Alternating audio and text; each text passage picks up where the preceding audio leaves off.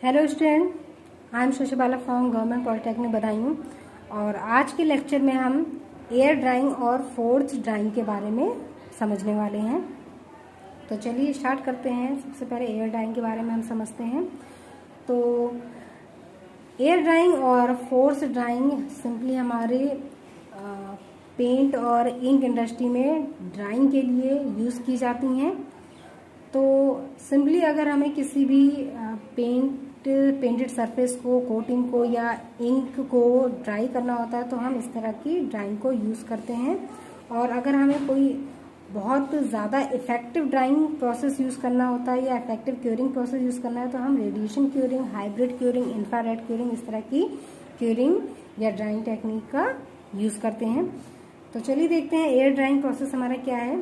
तो देखिए, air drying process में जो हमारा सरफेस है या जो फिर हमारा कोटिंग होती है उसमें जो हमारा मॉइस्चर कंटेंट होता है, यानी कि जब हमारा जो सरफेस होता है वो वेट कंडीशन में होती है तो जो आपकी कोटिंग में मॉइस्चर या फिर सॉल्वेंट का जो अमाउंट उपस्थित होता है तो उसे रिमूव करने के लिए हम यहाँ पर फोर्स्ड एयर, ड्राई एयर या फिर हॉट एयर का यूज करते हैं। तो इस तरह से फोर्स एयर, ड्राई एयर या फिर हॉट एयर के यूज की वजह से जो हमारा मॉइस्चर होता है वो हमारी सरफेस से धीरे धीरे रिमूव होने लग जाता है। बट यहाँ पर जो हमारा टाइम होता है वो अदर जो हमारी क्यूरिंग टेक्निक होती है, रेडिएशन, वो जैसे हमारी रेडिएशन क्यूरिंग है या हाइब्रिड, जिस तरह से मैंने अभी आपको बताया, तो इन सभी ड्राइंग या फिर क्यूरिंग की तुलना में एयर ड्राइंग और फोर्स ड्राइंग में हमारा ड्राइंग टाइम ज़्यादा लगता है, यानी कि जो सरफेस है वो ड्राई होने में ज़्यादा समय लेती है। तो इस ड्राइंग के द्वारा वो सरफेसेस जिस पर हमारे मॉइस्चर की वजह से कोरोजन या फिर रस्ट फॉर्म होने लग जाती है, यानी कि वो सरफेसेस जिसपे अगर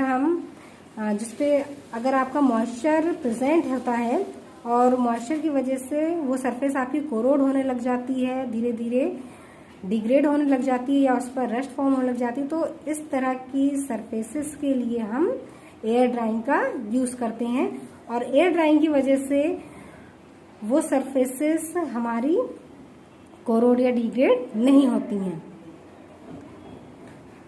एयर ड्राइंग प्रोसेस जो हमारा होता है वो मोस्टली उस तरह के पेंटिंग मटेरियल के लिए यूज़ होता है जिसमें हमारे नेचुरल ऑयल यूज होते हैं, जैसे हमारा लिंसेड ऑयल हो गया, सोयाबीन ऑयल हो गया, इस तरह के नेचुरल ऑयल जिन पेंट्स में हमारे इन्वॉल्व होते हैं तो उनकी ड्राइंग के लिए हमारा जो ड्राइंग प्रिंसिपल यूज होता है वो एयर ड्राइंग प्रिंसिपल ही यूज होता है। एयर ड्राइंग प्रिंसिपल के बेस पर ही हम इस तरह के पेंट की ड्राइंग करते हैं। एयर ड्राइंग पेंट में जो हमारे एडिटिव यूज होते हैं वो एयर में प्रेजेंट जो ऑक्सीजन होती है उस ऑक्सीजन को, ये जो वेट सरफेस होती है पेंट की या इंक की, वो क्या करती है, एयर में प्रेजेंस ऑक्सीजन को एब्जॉर्ब करने लग जाती है और इस एब्जॉर्प्शन के कारण जो हमारे पेंट में एडिटिव यूज किए जाते हैं वो एडिटिव स्पॉन्टेनियस पॉलीमराइज्ड होकर ड्राई हो जाते हैं। आगे हम बात करते हैं फोर्स ड्राइंग प्रोसेस की। तो जो हमारा फोर्स ड्राइंग होती है इस प्रोसेस में हम वाटर वेपर या फिर मॉइस्चर को या फिर सॉल्वेंट को कोटिंग से रिमूव करने के लिए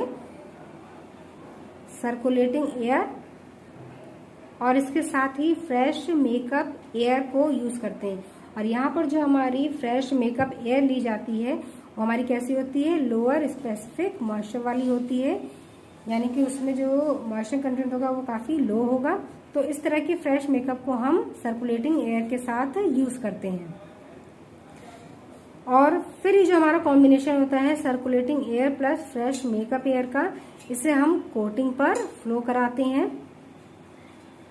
इसके बाद जो हमारा वाटर वेपर का अमाउंट होता है या मॉइस्चर का अमाउंट होता है फिल्म में या फिर कोटिंग में, वो धीरे धीरे क्या होता है, इवेपोरेट होना शुरू हो जाता है, रिमूव होना शुरू हो जाता है सरफेस से। आगे देखिए, फोर्स ड्राइंग हमारी बहुत ज़्यादा एक्सपेंसिव होती है कंपेयर देन एयर ड्राइंग। तो इस वजह से इसको लेस एक्सपेंसिव बनाने के लिए हम फोर्स ड्राइंग में हीट सोर्स के रूप में इंफ्रारेड हीटर्स का यूज करते हैं।